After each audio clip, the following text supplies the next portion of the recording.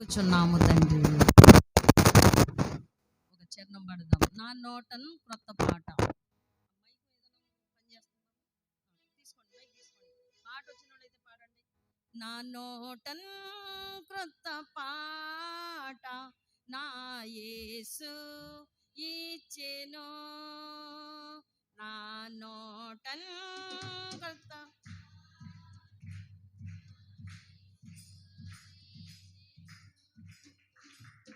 ఆనందించేదను, ఆయననే పాడేదన్ జీవిత కాలమంతా.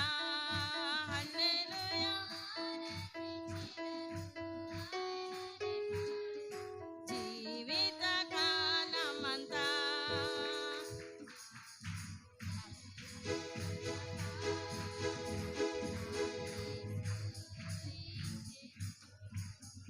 నా నోటన్ క్రొత్త పాట నా యేసు. ఫస్ట్ శరణం. పాపపు బురద నుండి లేవనెత్తెను, జీవ మార్గమున నన్ను నిలువబెట్టెను. పాపపు బురద నుండి జీవ మార్గమున నన్ను నిలువబెట్టెను. ఆనందించెదను, ఆయననే పాడెదన్ జీవిత. హల్లెలూయా, ఆనందించెదను, ఆయననే పాడెదన్ జీవిత కాలమంతా. నా నోటన్ క్రొత్త పాట నా యేసు ఇచ్చెను. నా నోటన్ క్రొత్త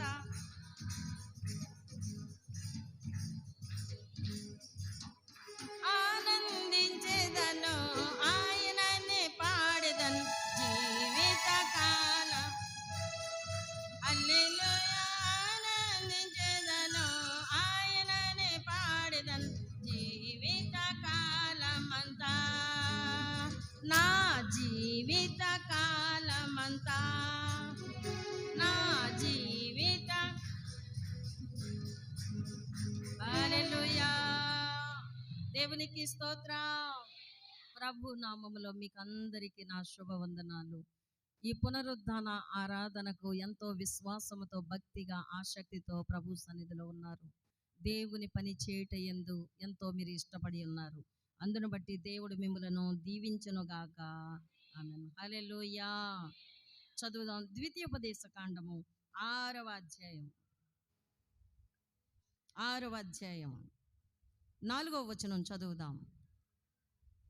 ఇశ్రాయేలు వినుము, మన దేవుడైన యెహోవా అద్వితీయుడగు యెహోవా.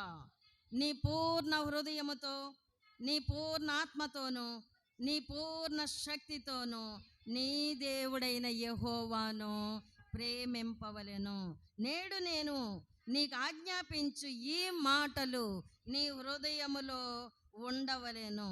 నీవు నీ కుమారులకు వాటిని అభ్యసింపజేసి, నీ ఇంట కూర్చుండినప్పుడును, త్రోవను నడుచునప్పుడును, పండుకొనున్నప్పుడును, లేచునప్పుడును వాటిని గూర్చి మాటలాడవలెను. సూచనగా వాటిని నీ చేతికి కట్టుకొనవలెను. అవి నీ కన్నుల నడుమ భాషికము వలె ఉండవలెను. నీ ఇంటి ద్వార బంధముల మీదను, నీ గౌనుల మీదను వాటిని వ్రాయవలెను. హల్లెలూయా, దేవునికి స్తోత్రం. మనము దేవుని పిల్లలము, మనము ఇశ్రాయేలీలము. ప్రభు చెప్తున్నారు, ఇశ్రాయేలు వినుము, వినండి అని చెప్తున్నారు. ఎందుకంటే మన దేవునికి ఏది ఇష్టమో అది మనం చెయ్యాలండి. మన దేవుడు మన నుండి ఏం కోరుకుంటున్నాడో అది మనం నెరవేర్చాలి. ఎందుకంటే మనము దేవుని పిల్లలము. 100వ కీర్తనలో చెప్తాడు, ఆయన ప్రజలము మనము, ఆయన ప్రజలము, ఆయన మేపు గొర్రెలము, ఆయన బిడ్డలమైన మనము, ఆయనే మనలను పుట్టించాడని మరచిపోకూడదు.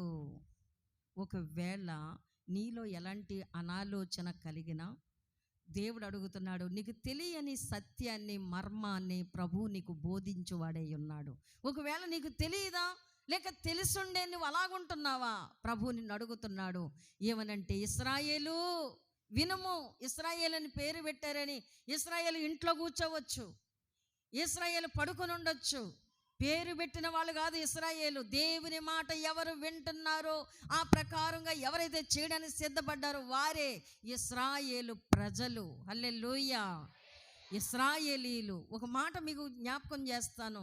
ఇశ్రాయేలు ప్రజలు మోషే నడిపిస్తున్న కాలములో ఒకసారి దాహం వేసింది. దాహం వేసినప్పుడు ఈ ప్రజలు నీళ్లకు అలమటిస్తున్నారు, నీళ్లు కావాలి, ఏం చేయాలి అని మోషేనేమో ప్రజలు అడుగుతున్నారు, మోషే దేవుణ్ణి అడుగుతున్నాడు. హల్లెలూయా.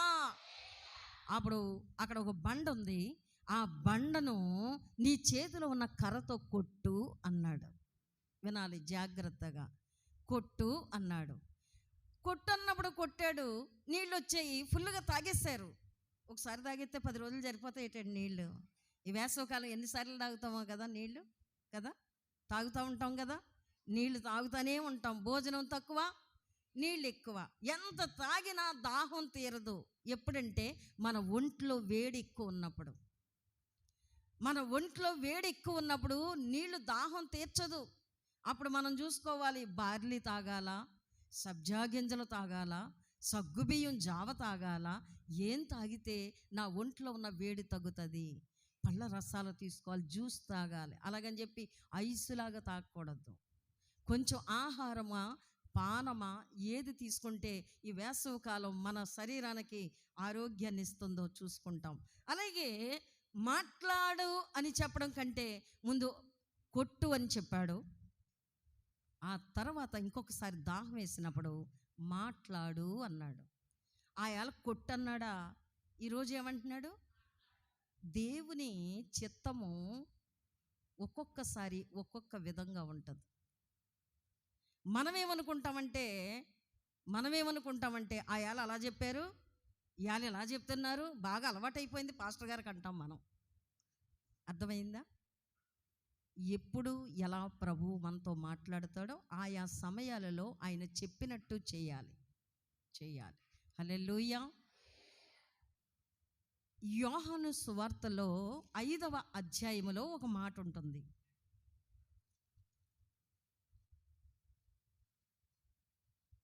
యెరూషలేములో గొర్రెల ద్వారము దగ్గర బెతెస్దా కోనేరు ఉంది. దానికి 5 మంటపములు ఉన్నాయి. 5 మంటపములు కూడా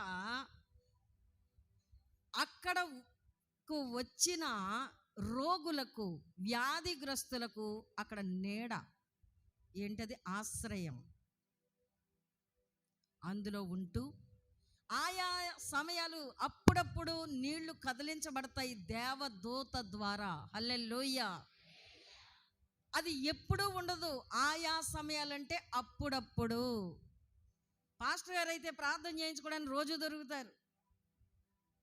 దేవదూత నీళ్లు కదిలించట అస్తమాటు కాదు, అప్పుడప్పుడు. ఆ నీళ్లు కదిలించబడే సమయములో అక్కడ రోగులు ఎవరైతే మొట్టమొదట ఆ కోనేటిలోనికి దిగుతారో వారు వెంటనే స్వస్థత పొందుకుంటారు. తర్వాత దిగినోడికి లేదు. ఏ రోగైతే ముందు దిగుతాడో ఆ రోగికే స్వస్థత. నీళ్లు కదిలించబడిన సమయములో మాత్రమే, మిగతా సమయాల్లో కాదు. ఇంకొక మాట మీకు చెప్తాను, రిఫరెన్స్లు తీయట్లే టైం లేక. నయమాను కుష్ఠరోగి, అది కూడా రాజుల గ్రంథం 5వ అధ్యాయములో ఉంటుంది. కుష్ఠరోగికి ఒక చిన్న అమ్మాయి, కుష్ఠరోగి నయమాను భార్యకి చెప్పింది. ఇశ్రాయేలీల చిన్నది, ఒక చిన్న అమ్మాయి అక్కడ పనికి వెళ్ళింది.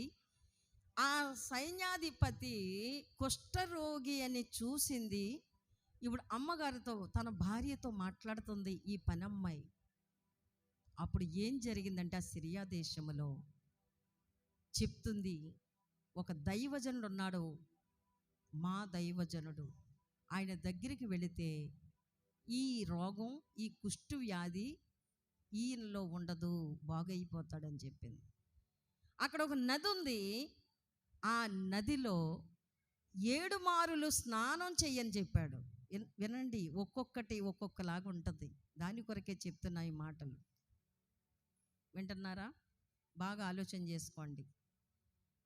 ఆ నదిలో స్నానం చేయమంటే ఈయనకి నచ్చలేదట.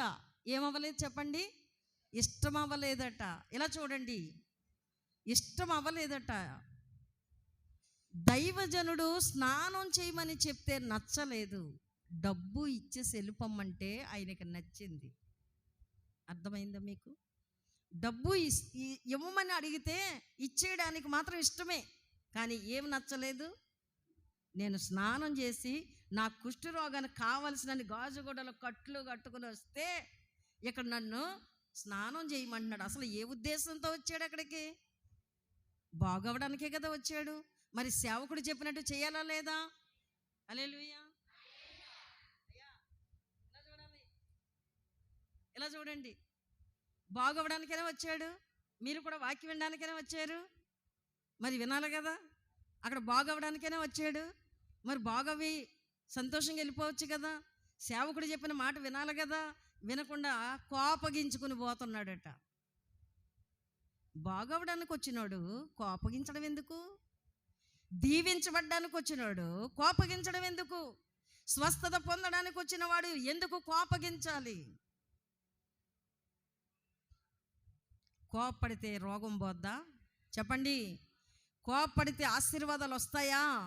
రావు. హల్లెలూయా. కనుక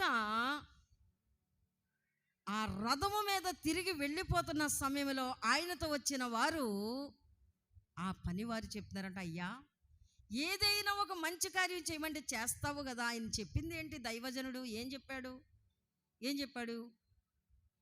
ఆ నదిలో 7 సార్లు స్నానం, అంటే ములిగి లేసి అంతే. ఏం చెప్పారో అది చేయడం మనకు మంచిది. వాళ్ళు ఎన్నన్నా చెప్తారు, చాలా చెప్తారు అని వ్యాఖ్యానాలు చేయకూడదు. ఏది చేయాలో అదే చేయాలి.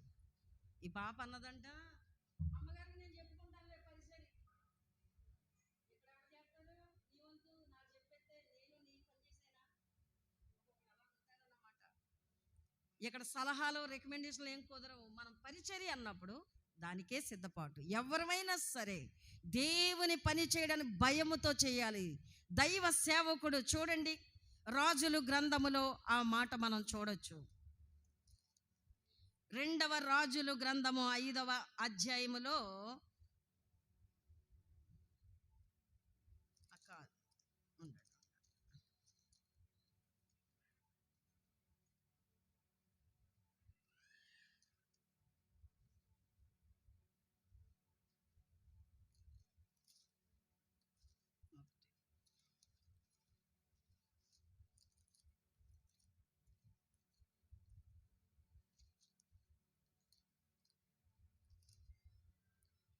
5వ అధ్యాయము 1వ వచనంలో మనకు కనబడుతుంది. చదవండి మొదటి వచనం. సిరియా రాజు సైన్యాధిపతి అయిన నయమాను అను ఒకడుండెను. అతని చేత యెహోవాయే సిరియా దేశమునకు జయము కలుగజేసి ఉండెను. ఎవరు కలుగ చేస్తున్నారు జయం అంటే? ఈ కుష్ఠరోగి సైన్యానికి అధిపతి. కుష్ఠరోగి యుద్ధం చేయగలడా? చెప్పండి, యుద్ధం చేయగలడా? కుష్ఠరోగి ఏం చేయగలడండి? పుళ్ళు బాధ కదా, బాధ రావా? పెరుమళ్ళు ఇస్తారు చూడండి.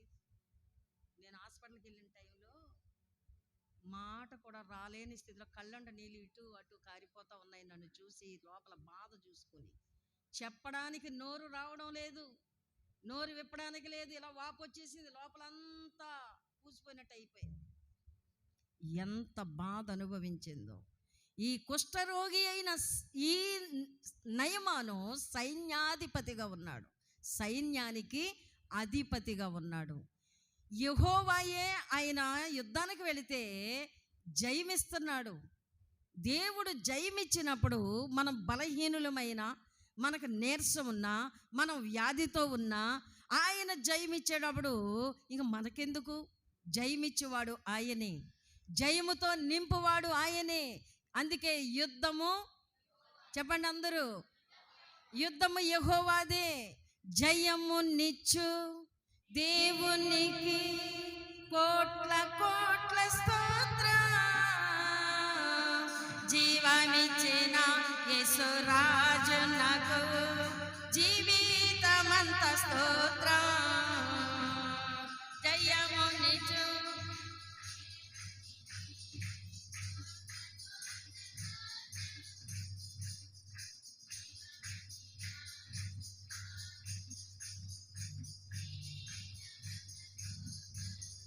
హల్లెలూయా హల్లెలూయా పాడెదా, ఆనంద ధ్వనితో సాగెదం పడలి.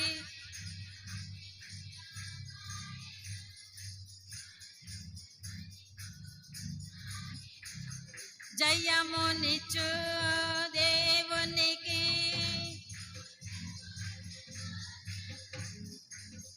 జీవమిచ్చిన యేసురాజు నాకు జీవితమంత స్తోత్రం, నా జీవితమంత స్తోత్రం. హల్లెలూయా. చూడండి మొదటి వచనం మళ్ళీ చదువుదాం. సిరియా రాజు సైన్య అధిపతి అయిన నయమాను అని ఒకడుండెను.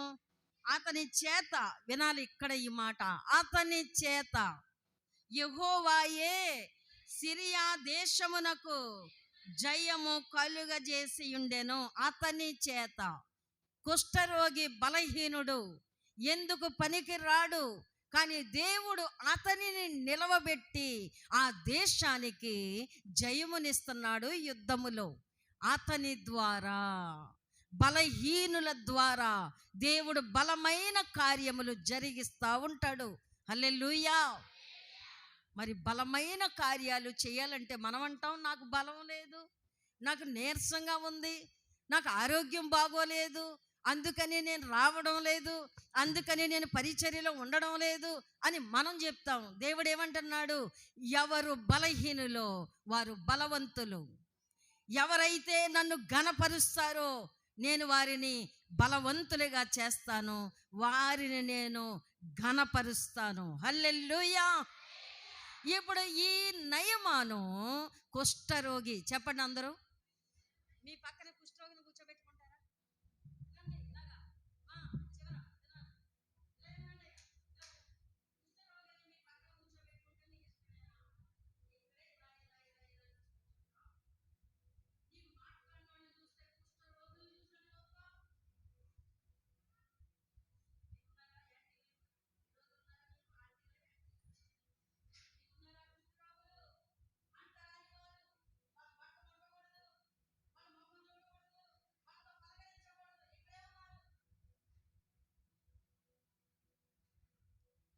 వింటున్నారా?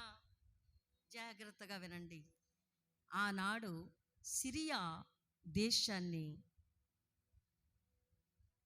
పరిపాలన చేస్తున్న రాజు చేతిలో ఉన్నాడు సైన్యాధిపతి అయిన నయమాను. అతడు వ్యాధి గురించి తన భార్య కానీ తన కానీ ఆలోచన చేశారో లేదో తెలియదు, కానీ ఆ ఇంట్లో పనికి వెళ్ళిన ఒక చిన్న అమ్మాయి ఆలోచన చేస్తుంది. నీవు ఇశ్రాయేలీల దేవుని బిడ్డవైతే ఎవరు కష్టాల్లో ఉన్నారో, ఎవరు అవసరంలో ఉన్నారో, ఎవరు బాధల్లో ఉన్నారో వారి కొరకు దేవుని సముఖములో విచారిస్తారు, దేవునికి ప్రార్థన చేస్తారు. ఒక రోజున శనివారం యాకోబు గారు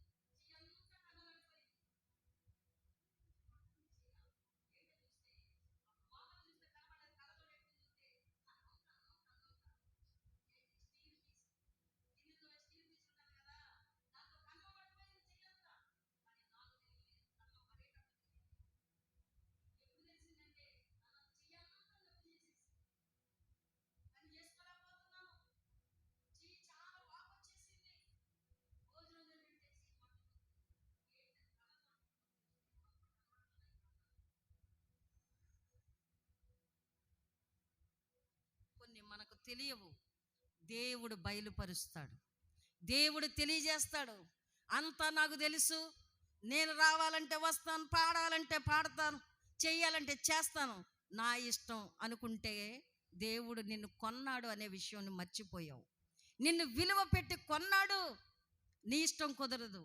అందుకే శుక్రవారం చెప్పాం, ఎవరైనా సంఘములో ఏ ఊరైనా బయటికి కష్టంకో సంతోషానికో వెళ్ళే ముందు చెప్పి ప్రార్థన చేయించుకొని సాక్ష్యం కూడా చెప్పి వెళ్ళొచ్చు. ఎందుకంటే మనమందరము దేవుని పిల్లలం. మన తండ్రికి తెలియకుండా ఎక్కడికి పోకూడదు. అక్కడ జయం రావాలి కదా, అక్కడ సంతోషంగా ఉండాలి కదా, అక్కడ క్షేమకరమైన ప్రయాణం మీకు రావాలి, కలగాలి కదా. అది గుర్తించుకోవాలని తెలియజేస్తా ఉన్నాను. చూడండి, ఇక్కడ ఏం చేస్తున్నాడంటే, నయమాను చేత యెహోవాయే సిరియా దేశమునకు, చూడండి,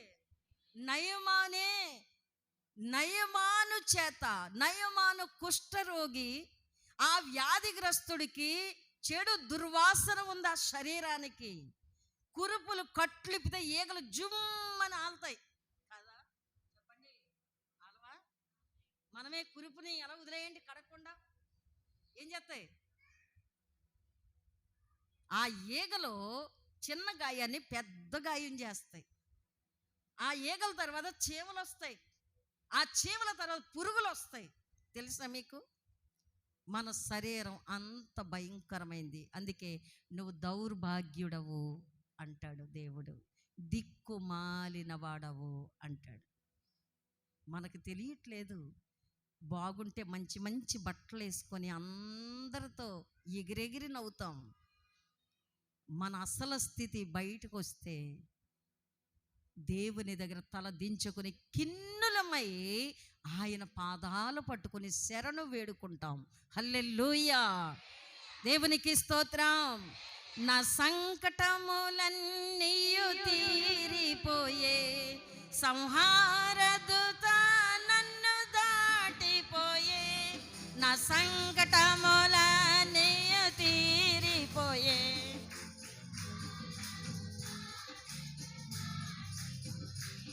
ఫరోకు నేనింకా దాసుడను కాను, ఫరోకు నేనింకా దాసుడను కాను, పరమ కానానుకు హక్కుదారుడన్, పరమ కానానుకు హక్కుదారుడన్.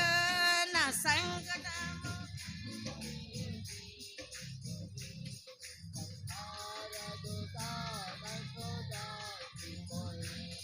నా సంకటము, అలా పాడినప్పుడు చప్పట్లు కొట్టాలా. సంహారదూత నన్ను, హల్లెలూయా. దేవుడు నయమాను ద్వారా జయమునిస్తున్నాడు సిరియా దేశానికి. నయమాను పెద్ద బలవంతుడు కాదు, కుష్ఠరోగి. ఎవ్వరూ ఆయన కట్లు విప్పితే చూడలేరు. కానీ ఒక చిన్న అమ్మాయి, ఇశ్రాయేలీల చిన్నది ఎలా చూసేసిందో చూడండి. పెద్దోళ్ళు అంత గమనించరు, కానీ పిల్లలు బాగా గమనిస్తుంటారు. అమ్మను గమనిస్తారు, నాన్నను గమనిస్తారు, పక్కోళ్ళను కూడా గమనిస్తారు, అన్నీ కనిపెడతా ఉంటారు. ఆ ఇంట్లో పనికి వెళ్ళిన ఈ అమ్మాయి వాళ్ళ యజమానుడి యొక్క కుష్ఠరోగమును కనిపెట్టేసింది. ఇప్పుడు ఊరుకుని ఉండలేకపోతుంది. దేవుడు జయమిస్తున్నాడు, ఈ కుష్ఠరోగికి జయమిస్తున్నాడు, ఈ సిరియా దేశపు రాజుకి జయమిస్తున్నాడు, ఈ సైన్యాధిపతి అయిన నయమాను ద్వారా. కానీ ఈ అమ్మాయి మాత్రం మౌనంగా లేదు, మౌనంగా ఊరుకోలేదు. నాకెందుకు ఆళ్ళ బాధ ఆళ్ళగోలని అనుకోలేదు. సేవకుడు కూడా అంతేనండి. మనం పాడైపోతుంటే అలా ఊరుకోరు, మనం వెనకబడిపోతే ఊరుకోరు. వాళ్ళని ముందుకి నడిపించాలని వారి ఆశ. దేవుని సంఘములో వారు సంతోషముగా బలముగా సాగాలని దేవుని ఆలోచన మేరకు సేవకులలో పెడతాడు దేవుడు. అందుకనే సేవకులు అడుగుతూ ఉంటారు, మిమ్మల్ని మెలకువ చేస్తారు, మిమ్మల్ని బలపరుస్తారు, వెనకబడనివ్వరు, ముందుకు సాగాలని కోరుకుంటూ ఉంటారు. అది మీకు ఎలా ఉంటుందంటే ఇష్టం అవ్వదు. ఎప్పుడు నన్నే అడుగుతారు, అంతమంది ఉన్నారు, నేనేనా కనబడ్డాను, ఇంకెవరో లేరా అనుకుంటుంటారు. కానీ దేవుడు నీ మీద దృష్టి ఉంచాడు, నీకు ఆలోచన చెప్పాలని. హల్లెలూయా. చూడండి, కీర్తనల గ్రంథము, నీకు ఆలోచన చెప్పడానికి ఆయన సిద్ధముగా ఉన్నాడు. 32వ అధ్యాయము 32వ కీర్తన 8-9 వచనాలు చూడండి. ఎవరికి చేస్తాడంటే దేవుడు ఎవరిని ప్రేమిస్తున్నాడో వారికి మాత్రమే, అందరికీ కాదు.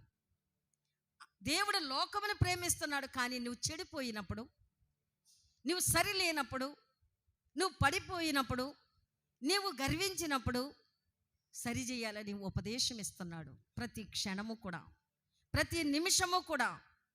వినని వారు వినరు, విని జాగ్రత్త పడేవారికి ఈ ఉపదేశము ఆశీర్వాదకరముగా ఉంటుంది. హల్లెలూయా.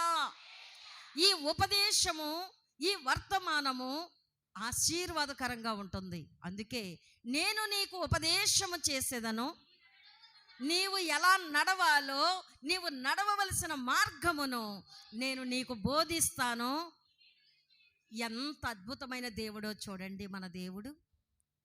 నీ మీద ఆయన కనుదృష్టి ఉంచి, ఆయన మనస్సు ఉంచి నీకు ఆలోచన చెప్పేదను. అంటే ఇది ఎందుకు ఇలా చెప్తాడు అని మనం గమనించాలి. మనము బాగుపడాలని. క్రింద ఉన్నారు కొంతమంది, ఎవరాళ్ళు? బుద్ధి జ్ఞానము లేని గుర్రములు లాంటి వారు ఉన్నారు, కంచర గాడిదలు లాంటి వాళ్ళు ఉన్నారు. మనం ఉండొద్దట అలాగా. వింటున్నారా? బుద్ధి జ్ఞానము లేని గుర్రాల్లాగా ఉన్నారట, మనుషులు గుర్రాల్లాగా ఉన్నారటండి, కంచర గాడిదలాగా ఉన్నారట. కంచర గాడిద యొక్క మర్మం ఇంకొకసారి చెప్తాను, కానీ అది ఎలాగొచ్చిందో. దేవుడు తన పిల్లలను బుద్ధిమంతులుగా చూడాలనుకుంటున్నాడు, జ్ఞానవంతులుగా చూడాలనుకుంటున్నాడు. బుద్ధి జ్ఞానము లేని గుర్రాలులాగా, కంచర గాడిదలాగా ఉండాలని ఆయన ఆశపడట్లేదు. మంచి మనసుతో ఉండాలి, మంచి నిర్ణయాలు చేసుకోవాలి, మంచి ఆలోచనతో ఉండాలి, దైవ భయముతో ఉండాలి. దేవుడు నన్ను చూస్తున్నాడు, నా హృదయమును పరిశీలన చేస్తున్నాడు, హల్లెలూయా అని భయముతో వాక్యం వినాలి, భయముతో దైవ సన్నిధానానికి రావాలి, భయముతో ప్రార్థన చేయాలి. దైవ భయము నీకెంతో అవసరం. ఇక్కడ సిరియా రాజు చేతిలో ఉన్న ఈ నయమాను దేవుడు ఎలా వాడుకుంటున్నాడో, అతడు కుష్ఠరోగి అయినా సరే అతని ద్వారా ఆ రాజ్యానికి ఏమిస్తున్నాడు? జయమిస్తున్నాడు. నీ ద్వారా నీ ఇంటికి జయమిస్తాడు. నమ్మిన వారు ఆమెన్ చెప్పండి, ఆమెన్ అనండి. నమ్మేవా? నా ద్వారా నా ఇంటికి, నా కుటుంబానికి ఏం కావాలి? జయం రావాలా, శాపం రావాలా? చెప్పండి. పాత రోజుల్లో యేసు ప్రభుని సిలువేసేటప్పుడు, ఈ దోషము, ఈ పాపము మా మీద, మా పిల్లల మీద ఉండకుండుగాక అని పిలాతు నీళ్లు తెమ్మని ఏం చేశాడట? చేతులు కడిగేసుకుంటే అక్కడ ఉన్న వారు అందరూ ఏమన్నారంటే తెలుసా?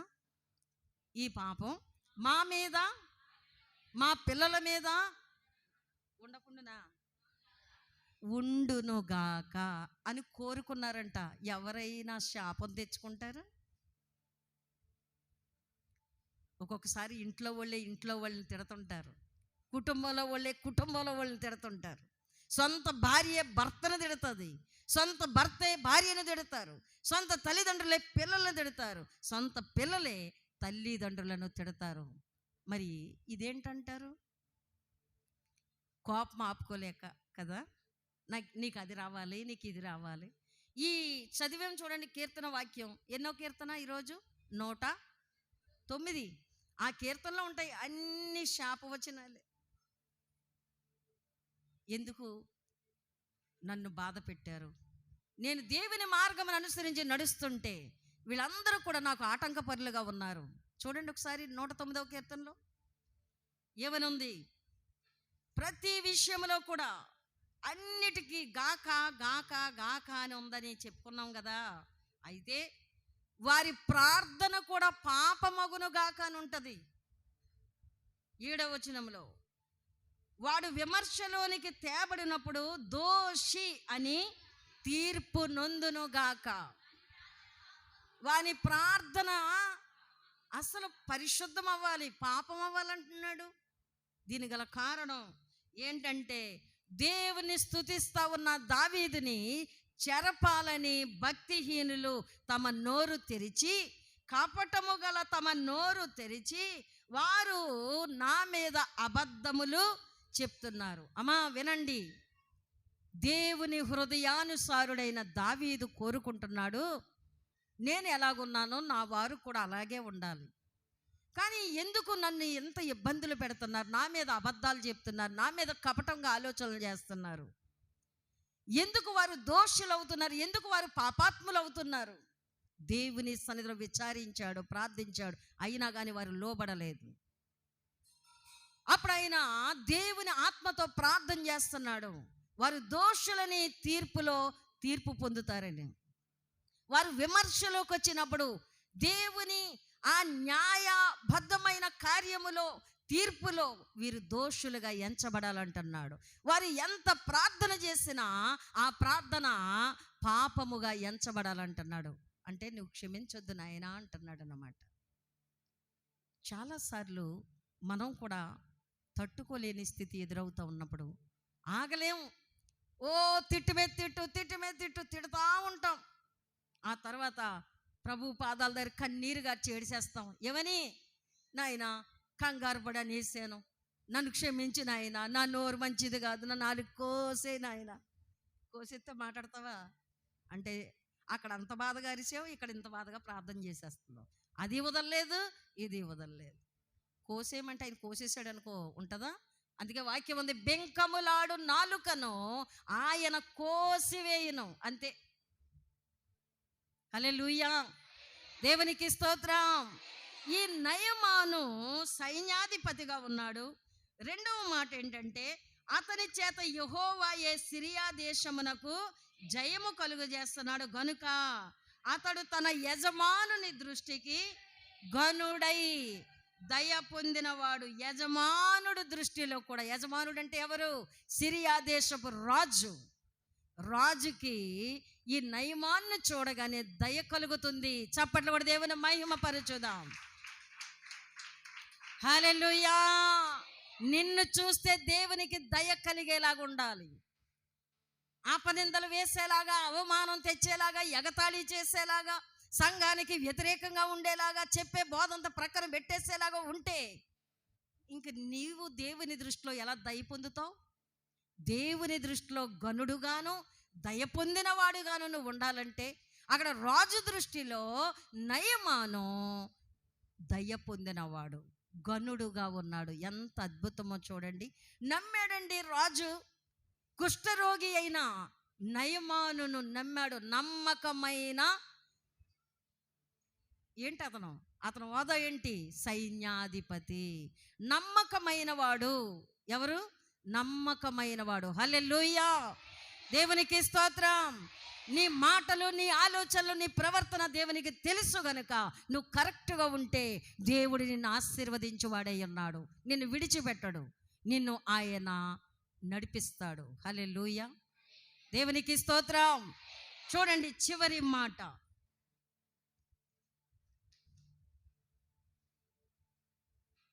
12వ వచనం చదువుదాం.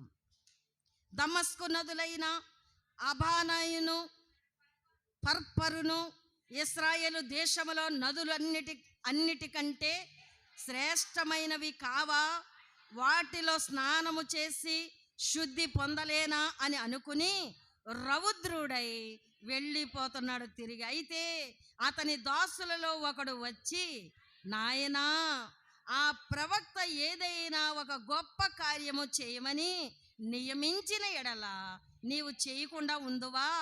అయితే స్నానము చేసి శుద్ధుడవు కమ్మను మాట దానికంటే మేలు కదా అని చెప్పినప్పుడు అతడు పోయి, ఈ మాట కావాలి మనకు, అతడు తిరిగి వెళ్ళి దైవజనుడు చెప్పినట్లు, ఆ మాట అండర్లైన్ చేసుకోండి పిల్లలారా, అతడు పోయి దైవజనుడు చెప్పినట్లు యోర్దాను నదిలో 7 సార్లు మునుగగా అతని దేహము పసిపిల్ల దేహము వలెనై అతడు శుద్ధుడయ్యను. చప్పలవడి దేవుని మహిమపరచుదాం. హల్లెలూయా. దైవజనుడు అంటే ఎలీషా కుష్ఠరోగి అయిన నయమాను దగ్గరికి వచ్చినప్పుడు, నయమాను ఎలీషా దగ్గరికి వచ్చినప్పుడు మంత్రాలు వేస్తాడు అనుకుని ఉంటాడు. మంత్రాలు కాదు, మోళీ కాదు, దేవుడు క్రియ చేయమంటున్నాడు, పని చేయమంటున్నాడు. మోకరించి ప్రార్థనని ఎందుకంటారు? అందులో ఉంది ఒక విధేయత, ఒక భయభక్తులు మనం చూపించడానికి. 2 చేతులు కలిపి నమస్కారం ఎందుకు చేయమంటారు? అది కూడా విధేయతకు సాదృశ్యం. తల మీద ముసుగు ఎందుకు వేసుకోమంటారు? అది కూడా విధేయతకు సాదృశ్యం. విధేయత అనే మాట దేవునికి చాలా ఇష్టం. అందుకే మనం వివేకముతో ఉన్నామా లేదా అని దేవుడు ఆకాశములో నుండి నరులను పరిశీలన చేస్తున్నాడు. కనుక నీ మాటలోను, నీ ప్రవర్తనలోను, నీ నడకలోను, నీ ఆలోచనలోను విధేయత ఉందా? హల్లెలూయా. గమనించండి, ఈయన అంటున్నాడు, బాగుపడ్డానికి వచ్చిన వాడికి ఇన్నెందుకండి రూల్స్? ఇలా చూడాలి. రూల్ ఎన్నెందుకు? ఏ రూల్ మాట్లాడుతావు? రూల్స్ మాట్లాడకూడదు. దేవుడు ఏమి చెప్తే అదే చేయాలి, అంతే.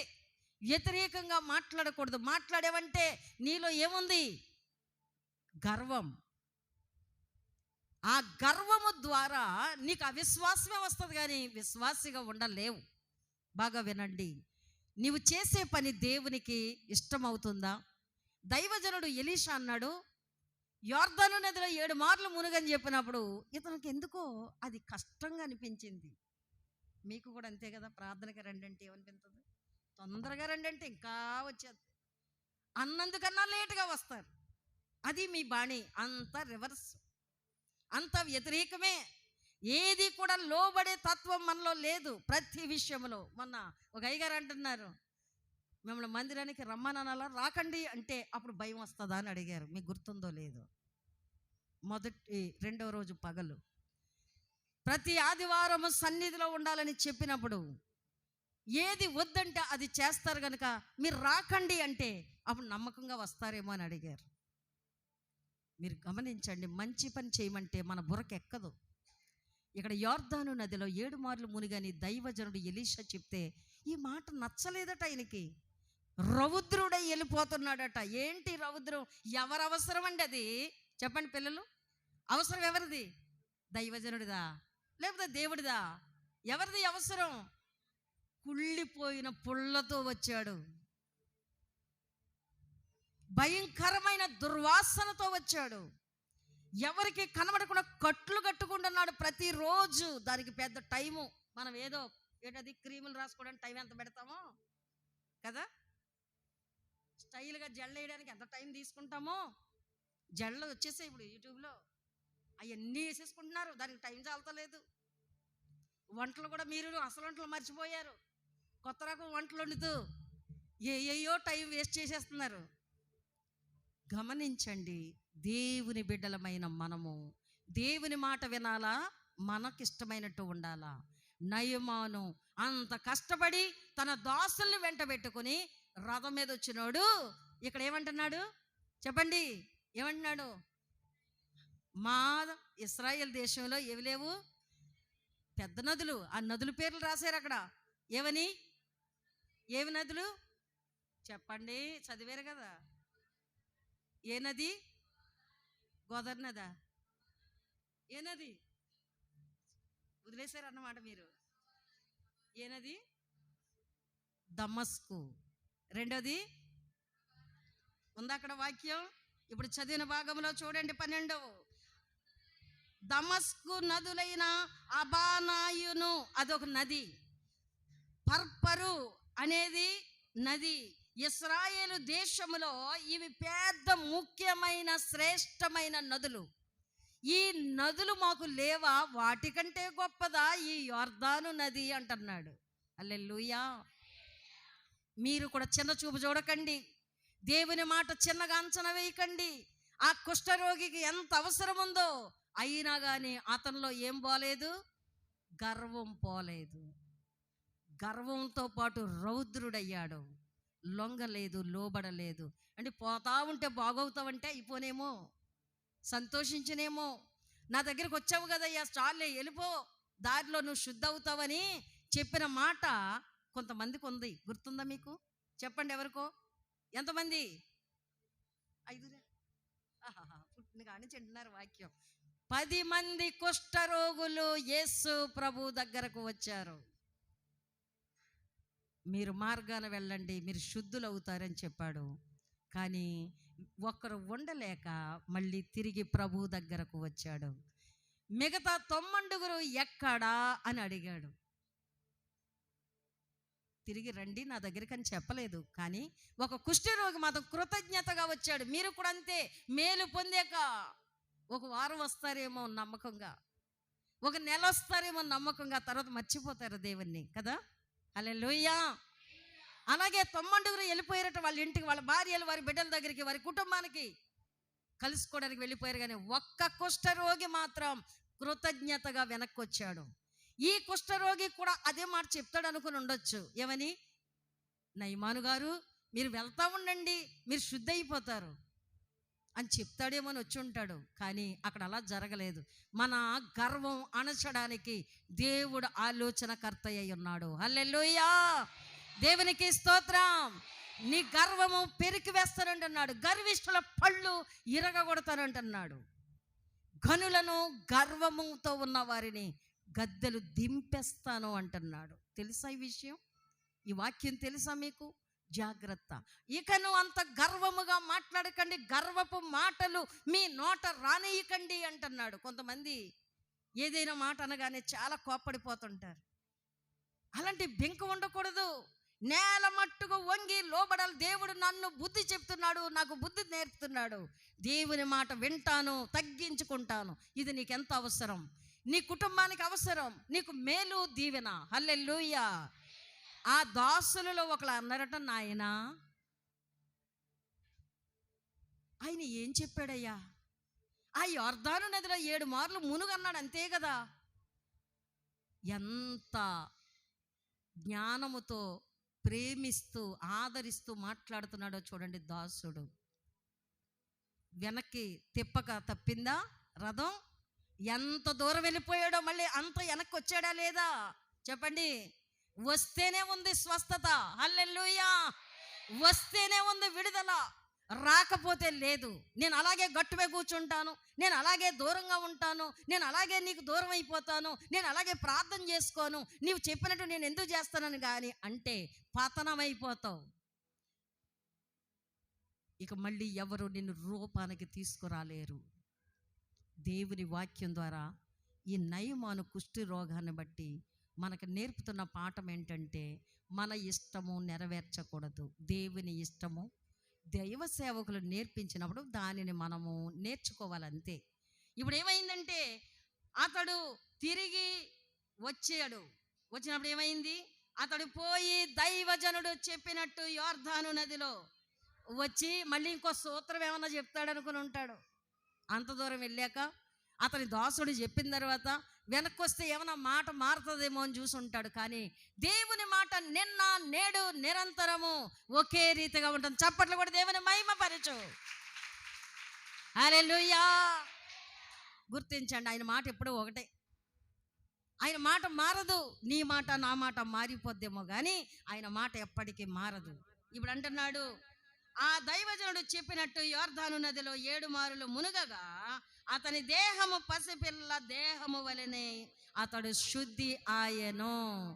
ఎలాంటి దేహం వచ్చిందంట చూడండి. మీ చేతిలో ఉన్న చంటి బిడ్డలు ఉన్నారు, వాళ్ళ దేహానికి పెద్దోళ్ళు అయిన మన దేహానికి తేడా ఉంటుంది. ఆ దేహం చాలా బాగుంటుంది, స్మూర్తిగా ఉంటుంది, చాలా బాగుంటుంది. అలాంటి దేహంగా నయమాను కుష్ఠరోగం పోయి అతని దేహము పసిపిల్ల దేహము వలె అయిందట. ఆశ్చర్యం కదా. హల్లెలూయా. ఎంత అద్భుతమో. నీవు నమ్మాలి, దేవునికి లోబడాలి, నీ ఇష్టము చేయకూడదు, నీకు నచ్చినట్టు ఉండకూడదు. దేవుడు చెప్పినట్టు దైవజనులు నేర్పిస్తారు, నేర్చుకోవడమే మన బాధ్యత. తగ్గించుకుందాం, దేవునికి లోబడదాం. నయమానికి దేవుడు ఎందుకో కరుణించి సిరియా రాజ్యములో చక్కని జయమిస్తున్నాడు. రెండవది, రాజు చేతిలో దయ పొందిన వాడుగా ఘనుడుగా ఉంటున్నాడు. ఈ రెండు ఎవరిచ్చిన ఆధిక్యతలు అనుకుంటున్నారు? దేవుడే ఇచ్చాడు. అమ్మా వినండి, మిమ్మల్ని ఎవరైనా ప్రేమించాలన్నా, మిమ్మల్ని ఎవరైనా సంతోషముగా చేరదీయాలన్నా దేవుని సెలవు లేకుండా జరగదు. దైవ సేవకుల దృష్టిలో మీరు ఒక మంచి వారిగా కనబడాలి, ఒక మంచి మనసుతో ఉండాలి. అబ్బా చాలా మంచివారు, చాలా నమ్మకస్తులు. దేవుని మాట సేవకులు బోధిస్తున్నప్పుడు వెంటనే వినేవారు సేవకుల హృదయంలో ఎప్పటికీ స్థానం సంపాదించుకునే ఉంటారు. అంటారు కదా, నీవు నా హృదయాన్ని నా మనసుని దోచేసుకున్నావంటారు. ఎవరో ప్రేమించుకున్న వాళ్ళు మాట్లాడే మాటలు తెలుసా మీకు? నా మనసుని దోచేసుకున్నావు. ప్రేమించుకున్న వాళ్ళు ఉన్నారా? అలాంటి వాళ్ళు ఏమంటారా? దోచేసుకున్నావు. అవును, ఎందుకంటే ఇంక వేరే వాళ్ళు ఎవరికి చోట్లేదు. యేసయ్య మనసు నీలో ఉంటే, నీవు యేసయ్యలో ఉంటే తప్పనిసరిగా దైవ సేవకుల హృదయములో నువ్వు ఉంటావు. నీవు దైవ సేవకుల హృదయాన్ని దోచేసుకున్నావు. ఎందుకంటే నోరిపితే